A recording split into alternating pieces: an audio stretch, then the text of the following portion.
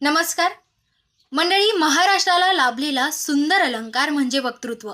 आणि जेव्हा या वक्तृत्वातून शेतकऱ्यांच्या व्यथा, शिवरायांच्या कथा आणि सामाजिक प्रश्नांवर निर्भीड मतं मांडली जातात, त्यावेळी आठवतं ते अकोल्यातील छत्रपती करंडक या वक्तृत्व स्पर्धेचं व्यासपीठ. छत्रपती करंडक ही महाराष्ट्रातील एकमेव शेतकऱ्यांना समर्पित असलेली वक्तृत्व स्पर्धा आहे. मात्र ही फक्त स्पर्धा नसून वक्त्यांच्या विचारांना, शब्दांना आणि धाडसाला वाचा फोडणारी परंपरा बनते.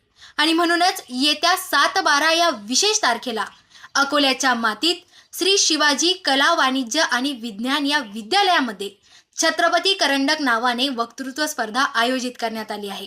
आणि म्हणून छत्रपती करंडकच्या या 5व्या वर्षी मी कोमल शेलार तुम्हा शब्दांवर प्रेम असणाऱ्या सर्वांना एक आव्हान करू इच्छिते की या वक्तृत्व स्पर्धेमध्ये तुम्ही सर्वांनी नक्की सहभागी व्हा.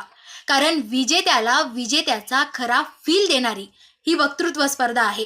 जिथे जिंकल्यावर स्टेजवर जाऊन तुमच्या डोक्यावर बांधला जाणारा फेटा असो, किंवा कपाळी लावला जाणारा चंद्रकोर असो, किंवा मग हातात दिला जाणारा तो भरभक्कम छत्रपती करंडक असो.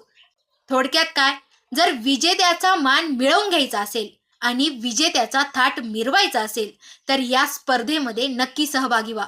बाकी गेल्या वर्षी तर मी बाजी मारली, यंदा कोण बाजी मारणार आहे याची आम्हा सर्वांना उत्सुकता आहे. आणि म्हणून मित्रांनो, पुन्हा रंगतंय ते रणांगण, पुन्हा होणार आहे तो शब्दांचा सोहळा. आणि कदाचित छत्रपती करंडक घेऊन जाणारं नाव तुमचंच असेल. म्हणून नक्की सहभागी व्हा. धन्यवाद.